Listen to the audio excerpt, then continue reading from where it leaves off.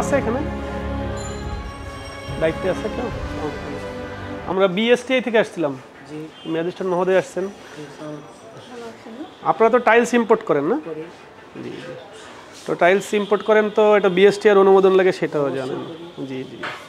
তো সেইগুলোই দেখতে আসছি আর কি।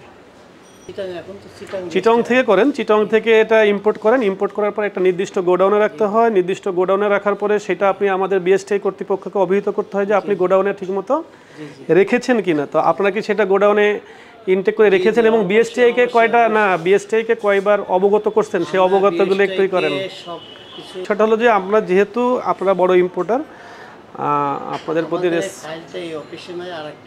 একটু নিয়ে আসেন।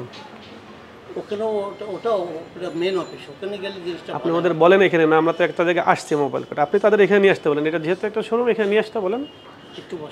আপনি নিজেও জানেন যে আপনি যে টাইলসটা আনেন হাইকোর্টের নির্দেশনা অনুসারে কি টাইলসটা যেহেতু পোর্ট ড্যামারেজ হয় এই কারণে হাইকোর্টের নির্দেশে আমাদের থেকে আপনারা সাময়িক ছাড়পত্র নেন। হ্যাঁ শেষ করি, সাময়িক ছাড়পত্র নেন।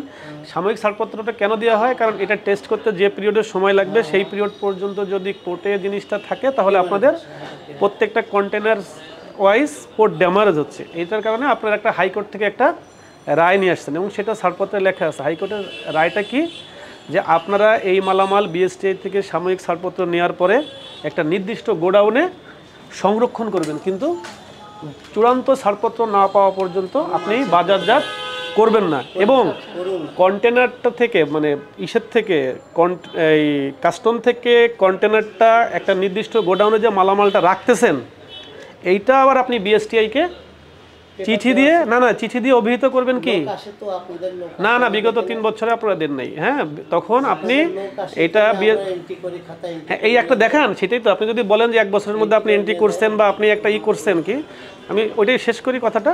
তো এরপরে আপনার গোডাউনে মালটা রাখবেন, গোডাউনে মালটা রাখবেন, কারণ এই প্রোডাক্টটা তো আপনি বিএসটিআই থেকে মাত্র জমা দিয়েছেন, কোনো কারণে তো ফেলও করতে পারে।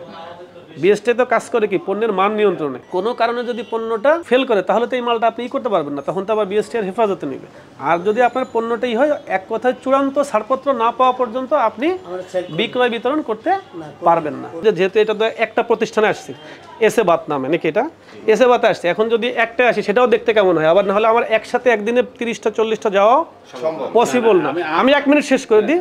তো স্যারের কাছ থেকে আমি নিলাম যে আপনাদের সেক্রেটারি বা কোনো সভাপতি কেউ আছে কিনা, তখন উনি আপনাকে ডাকছেন। আপনারা কি করবেন, আমার ম্যাজিস্ট্রেট মহোদয়ের কাছে উনি বিচারের জন্য বসে আছে, আপনার কোনো বক্তব্য দিলে স্যারকে বলেন। আমি এখন আপনারা আসছেন, আপনারা যেভাবে যেহেতু সরকারি আইন আমাদের মানতে হবে, নির্দেশনা দেয় আমরা ওইভাবে চলি। ঠিক আছে, বিষয় ওই জন্যই। হ্যাঁ, আপনার বিশাল একটা মার্কেট এই জায়গাটা, ঠিক না?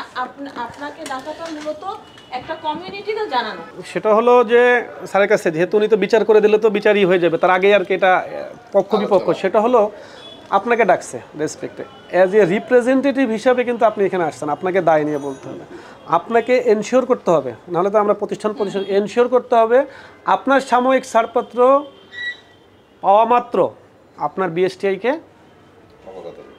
আপনার প্রয়োজনে কষ্ট হইলেও আমি স্যারের কাছে চাওয়া আর কি যে আপনারা এই এনশিওরিটি যদি দিতে পারেন সব ইম্পোর্টার বসে, মানে এটা শেষ হলে কিন্তু আপনি এখানেই শেষ না, আপনি আবার আপনার অ্যাসোসিয়েশনের সবাইকে বলবেন এতদিন যেটা হয়েছে সেই ক্ষেত্রেই একমাত্র সব ইম্পোর্টার কী করবে, যখনই সাময়িক এই সাময়িক ছাড়পত্রের প্রতিটা কপি আমার কাছে আছে চিটাগাং সাথে দেওয়ার পরে যদি আপনি করেন, বুঝছেন, এটা আপনাকে এনশিওর করতে হবে। না হলে আমি স্যারের কাছে আইনানুগ ব্যবস্থা গ্রহণের জন্য প্রার্থনা করব।